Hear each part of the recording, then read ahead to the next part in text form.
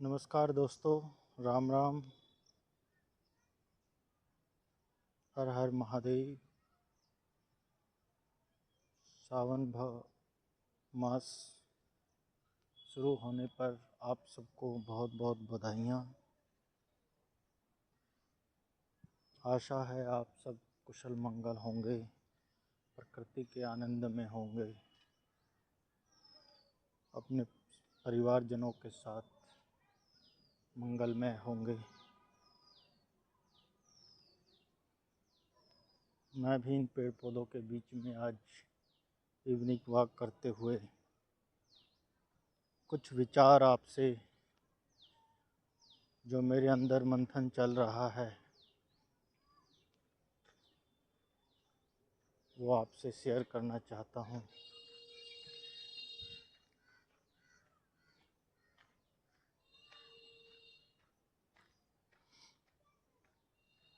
Actually आज मेरे मन में, मेरे दिमाग में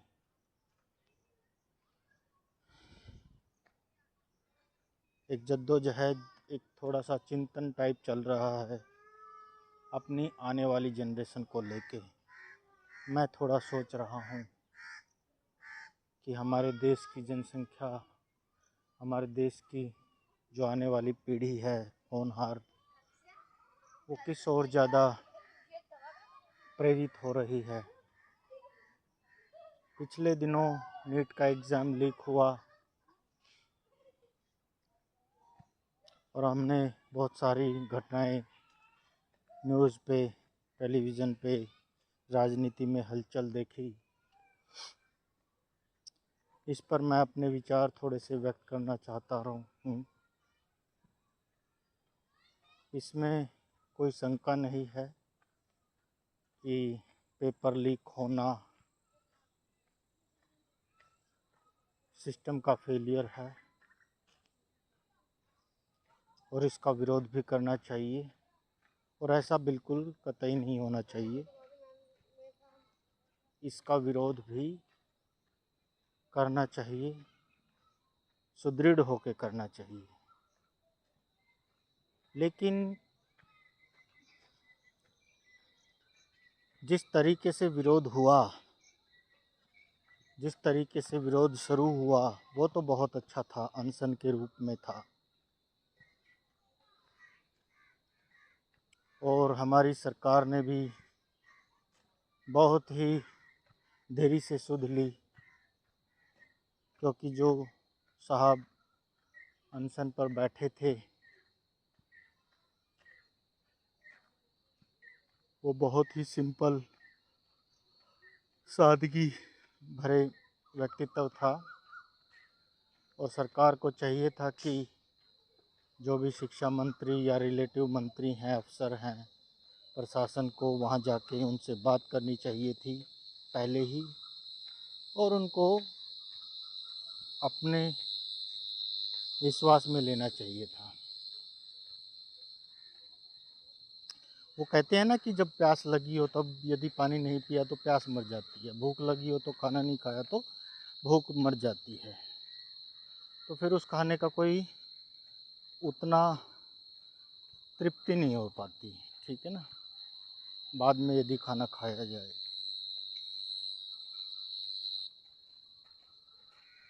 इसी तरीके का कुछ सरकार का एक्शन इसमें नज़र आया। हालांकि ये बहुत बड़ा वास्ट सब्जेक्ट है शिक्षा प्रणाली का, जो कि हमारी सरकार को उस पर एक्शन लेना चाहिए। लेकिन उससे भी पहले सिर्फ एक पेपर लीक होने से इतना बड़ा हंगामा करके कोई शिक्षा प्रणाली सुधरने वाली नहीं है, क्योंकि हमारी शिक्षा प्रणाली में बहुत लूप होल हैं। फॉर एग्जांपल मैं आपको बता रहा हूँ, आप यदि डेवलप्ड विकसित देशों से कंपैरिजन करेंगे तो वहाँ पे शिक्षा कोई बाज़ार नहीं है। हमारे यहाँ पे शिक्षा बाज़ार है। शिक्षा और स्वास्थ्य, दो बेसिक फैसिलिटी खाना तो है ही, लेकिन शिक्षा और स्वास्थ्य ऐसी बेसिक फैसिलिटीज़ हैं जो मुफ्त मिलनी चाहिए वैसे तो, आइडियली तो। लेकिन यदि आप मुफ्त नहीं देना चाहते तो आपको ये इंश्योर करना चाहिए कि शिक्षा के नाम पे जो लूट हो रही है वो बंद हो। जैसे प्राइवेट स्कूल और प्राइवेट कॉलेजेस खुले हुए हैं, मुंह मांगे एडमिशन डोनेशन ले रहे हैं, तो टेस्ट होना तो कोई बड़ी बात नहीं है।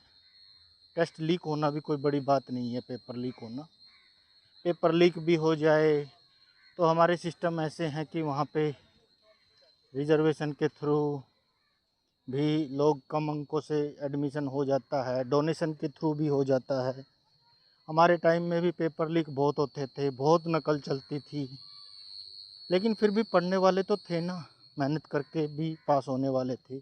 और हमारे भी कम अंक आते थे, तो हमने भी कभी सुसाइड ये सब करने की कोशिश नहीं की। जनरेशन के लिए, हमारी आने वाली पीढ़ी के लिए मैं इसलिए थोड़ा चिंताजनक हूँ कि प्रोटेस्ट में बहुत सारे बच्चों ने, युवाओं ने गलत शब्दों का, अश्लील शब्दों का प्रदर्शन किया, अश्लील तरीके से वो सब किया जो कि होना नहीं चाहिए, जिससे एक चिंता पनप रही है कि हमारी जो जनरेशन है किस ओर जा रही है। सुसाइड के मामले आ रहे हैं, इसका मतलब इमोशनली जो है उनको सपोर्ट नहीं है माता पिता से या टीचर से। सिर्फ माता पिता भी सिर्फ ये सोच रहे हैं कि भाई पैसे लगाने वाला हूँ मैं तो जो है करके, बाकी तुम्हारी इच्छा है। जो है बच्चे को एक उसमें धकेल दिया कि ये तुम्हें करना ही करना है, मैं पैसे लगा, तो एक इमोशनली प्रेशर उस पर है कहीं ना कहीं। देखिए, शिक्षा एक कोई वस्तु नहीं है कि आपने उसका मोल लगा दिया और वो आपको मिल गई, ऐसा नहीं है। शिक्षा एक्चुअली में अपने वातावरण, अपने एनवायरनमेंट के बारे में नॉलेज लेना है। शिक्षा होना, शिक्षित होना और सफल होना दोनों अलग अलग बातें हैं। हर कोई टॉपर सफल नहीं होता,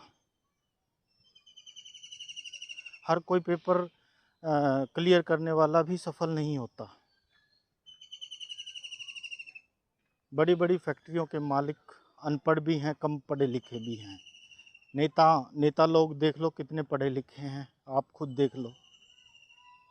बिजनेसमैन के कम पढ़े लिखे बिजनेसमैन के अंडर ही डॉक्टर जिसका हॉस्पिटल होता है, वो ज़रूरी नहीं है कि उसने मेडिकल से किया हुआ हो। हॉस्पिटल का मालिक या स्कूल का मालिक टीचर हो, ऐसा कोई ज़रूरी नहीं है, वो एक बिजनेसमैन हो सकता है। तो पढ़ाई से, शिक्षित होने से लाभ ज़रूर मिलता है, लेकिन ऐसा कोई ज़रूरी नहीं है कि वो पैसे ज़्यादा कमा लेगा, समाज की नज़रों में ज़्यादा सफल बन जाएगा। आप महापुरुषों को भी देख सकते हैं, बहुत महापुरुष कम पढ़े लिखे हुए हैं। ये संस्कार, ये हमारी संस्कृति में रिकॉर्डेड है, लिखा भी हुआ है। और इवन इंग्लिश में भी मैंने पढ़ा है एमबीए में कि एटीट्यूड और नॉलेज में डिफरेंस होता है। नॉलेज के शब्दों का यदि आप सम करोगे तो 99 आएगा, एटीट्यूड के शब्दों का यदि आप सम करोगे तो 100 आएगा। दैट मीन्स कि नॉलेज हमेशा, एटीट्यूड हमेशा जो है नॉलेज से अप रहा है। आपका एटीट्यूड पॉजिटिव है, आपका दृष्टिकोण पॉजिटिव है, अच्छा दृष्टिकोण है समाज के प्रति, अपने प्रति, तो आप सफल हो जाओगे, आप उस काम में सफल हो जाओगे। प्लस आपका सफल होना भी समाज के लिए लाभदायक होना चाहिए। बीड़ी दारू की फैक्ट्री भी लोग बना लेते हैं, सफल तो वो भी हैं, लेकिन एक्चुअल में वो सफलता है भी नहीं। जीवन में पैसा कमाना ही सिर्फ एक सफलता नहीं है। ये संस्कार, ये हमारे जो आत्मा है हमारे भारत की, जो हमारा स्वभाव है आर्यवर्त का, उसको हमारी जनरेशन के युवा पीढ़ी को हमें सिखाना है, उसको बताना है। ये उसकी आत्मा में होना चाहिए, उसकी चेतना में होना चाहिए। सरकार आती जाती रहेंगी, पार्टियां बदलती रहेंगी, लेकिन जब तक हमारी नसों में, हमारे भारतवर्ष की नसों में, युवा पीढ़ी की नसों में हमारे संस्कार नहीं बहेंगे, तब तक हम एक विश्व गुरु या एक सफल देश नहीं बन पाएंगे। आज अमेरिका बहुत विकसित है, लेकिन उस विकासशील और उस विकसित का क्या फ़ायदा है जो दूसरों को तंग कर रहा है, जो दूसरों पे बम बरसा रहा है। और इवन जो समृद्ध लोग हैं, जो जिनके पास, बाकियों के पास भी पैसा है और वो भी लड़ रहे हैं आपस में, तो अशांति फैला रहे हैं, धरती का नुकसान कर रहे हैं, पॉल्यूशन फैला रहे हैं, जीव जंतुओं को मार रहे हैं, समुद्र में मिसाइलें छोड़ रहे हैं। तो क्या एक्चुअल में वो विकसित हैं? वो विकसित नहीं है। एक्चुअल में वो विकसित उनको नहीं मान सकते हम। और ये चीज़ हमारे भारत में है। हमारे भारत ने हमेशा शांति के प्रति, शांति को साथ लेके विकास को आगे बढ़ाया है, क्योंकि वो हमारी आत्मा में है कहीं ना कहीं। वो हमारे पूर्वजों की, हमारे शास्त्रों की, हमारे वेदों में वो सब लिखा हुआ है। वो हमारी प्रवृत्ति में है। शांति, अहिंसा, परमो धर्म हमारी प्रवृत्ति में है। हम मानवता को साथ लेके चलने वाले हैं।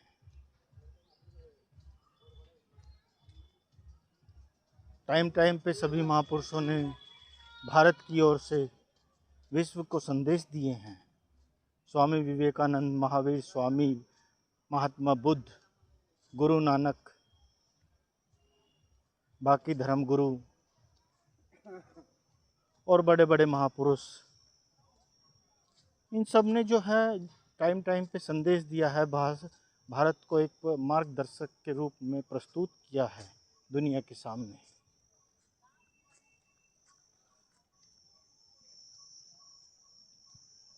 तो यदि हमारी पीढ़ी, हमारे युवा ऐसा प्रदर्शन करेंगे, प्रदर्शन करना गलत नहीं था, प्रदर्शन करने का तरीका गलत था।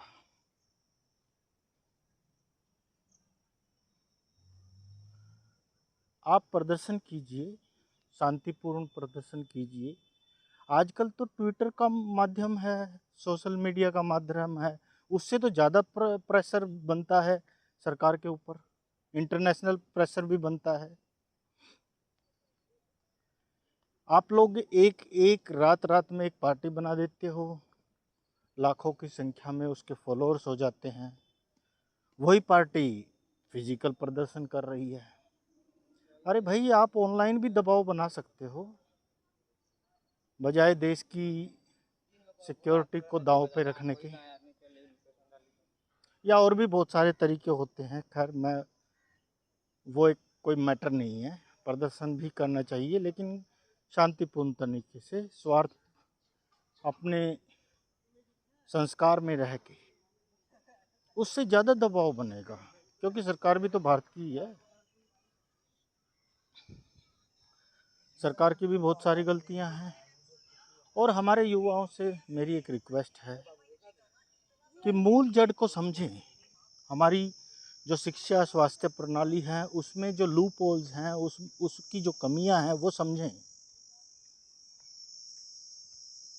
क्यों ना ये प्राइवेट स्कूल के सिलेबस, प्राइवेट कॉलेजेस के सिलेबस सब जगह एक हो जाएं, पीपी मॉडल बन जाए, ना कोई सरकारी हो ना कोई प्राइवेट हो। क्योंकि सरकारी वाला पढ़ाना नहीं चाहता और प्राइवेट पैसे कमाने के लिए पढ़ा रहा है। सरकारी वाला इलाज नहीं करना चाहता, प्राइवेट पैसे कमाना चाह रहा है, उसको इलाज इसलिए करना भी है और लूट भी मचानी है। तो ये जड़ है। विकसित देशों को देखो आप, वहाँ मजदूरी बहुत ज़्यादा है। यानी आप सफाई, होटल में सफाई कर रहे हो, स्टोर में रह रहे हो या कुछ भी कर रहे हो, आपको वेतन उतना ही मिलता है जितना एक बड़े किसी प्रोफेशनल को मिलता है। इसका मतलब वहाँ पे जो आर्थिक अंतर है वो बहुत कम है। तो यहाँ भी होना चाहिए ऐसा। यहाँ 50-50 रुपये में, मैंने सुना है पिछड़े इलाकों में, पिछले राज्यों में 50-50, 100-100 रुपये में मजदूर मिल जाते हैं। तो ये तय होना चाहिए। गरीबों को उनका हक मिलना चाहिए।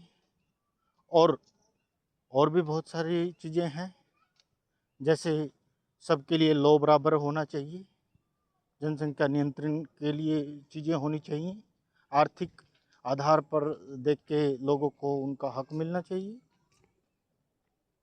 आर्थिक स्थिति को देखते हुए समाज में एक समता आने के लिए। और अमीर होना बुरी बात नहीं है, लेकिन हद से ज़्यादा अमीर होना किसी का राइट नहीं होना चाहिए देश में।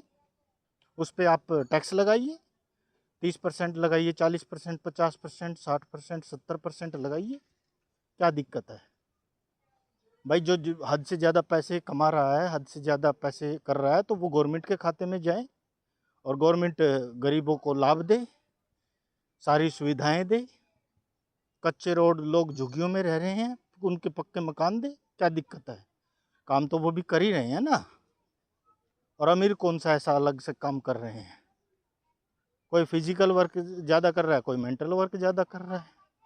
ठीक है, थोड़ा बहुत 10-20% का अंतर होना चाहिए, बाकी कोई अंतर नहीं होना चाहिए, सारा टैक्स में जाना चाहिए। चाइना में देख लो आप,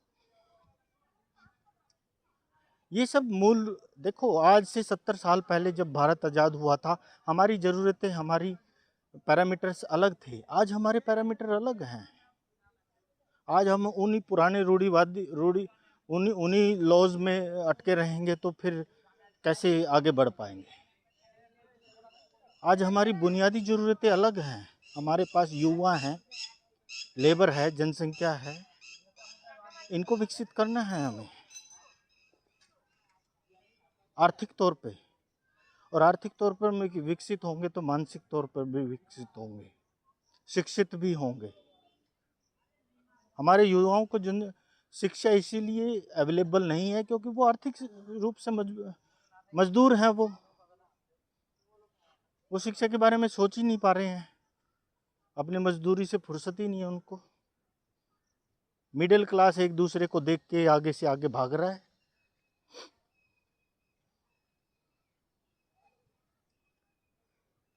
अमीर को कोई लेना देना है ही नहीं, उसको तो पैसे कमाने से मतलब है बस। और डायरेक्टली इनडायरेक्टली अमीर लोग ही गवर्नमेंट चला रहे हैं, चाहे वो कांग्रेस की हो, बीजेपी की हो या किसी अदर पार्टी की हो। विपक्ष में जो रहता है वो इनको, अमीरों को गाली देता है, और जब वो पक्ष में आ जाता है यानी सरकार में आ जाता है तो वो उनको सपोर्ट करता है, क्योंकि टैक्स तो उन्हीं से आना है। सरकार के पास पैसा नहीं आएगा तो करेगी क्या? घंटा करेगी। और पैसा कहाँ से आएगा? अमीर लोगों से, बिजनेसमैन से, और उनको वो दबा नहीं सकते। ये प्रैक्टिकल चैलेंज है। तो यदि रिवॉल्यूशन लाना है, क्रांति लानी है, तो बेसिक मुद्दों पे बात कीजिए, बेसिक मुद्दों पे अनशन कीजिए। एक पेपर लीक होने से पता नहीं कितने पेपर लीक हो रहे हैं, कितने पेपर लीक हुए हैं, सारे थोड़ी खबरों में। ये तो एक नीट का नेशनल लेवल का एग्ज़ाम था तो पता चल गया। तो क्या उनकी कोई वैल्यू नहीं है जो छोटे लेवल पे एग्ज़ाम हो रहे हैं? उनमें क्या बच्चे भाग नहीं ले रहे हैं? या सिर्फ जो डॉक्टर बनने हैं उन्हीं वही मेहनत कर रहे हैं? ऐसा तो नहीं है। 8-8, 10-10 लाख में चपरासी भी लग रहे हैं, पीएन भी लग रहे हैं लोग, वॉचमैन लग रहे हैं, ग्रुप डी में लग रहे हैं लोग 8-10 लाख रुपए खुले देके। तो फिर उनके राइट कहाँ गए जो नहीं लग रहे हैं? और यहाँ तक कि रिश्वत देने वाले तो ये भी नहीं बताते कि भाई हमने रिश्वत दे के लगे हैं, क्योंकि वो तो लग गए ना, वो तो उल्टा एहसान कर दिया लगाने वाले ने उसको। तो ये टोटली मिसगाइडेड है। हमारे युवा को ये बात समझनी होगी, थोड़ी परिपक्वता मैच्योरिटी दिखानी होगी, देश की अंतरात्मा को समझना होगा। मेरे विचार से ये हमें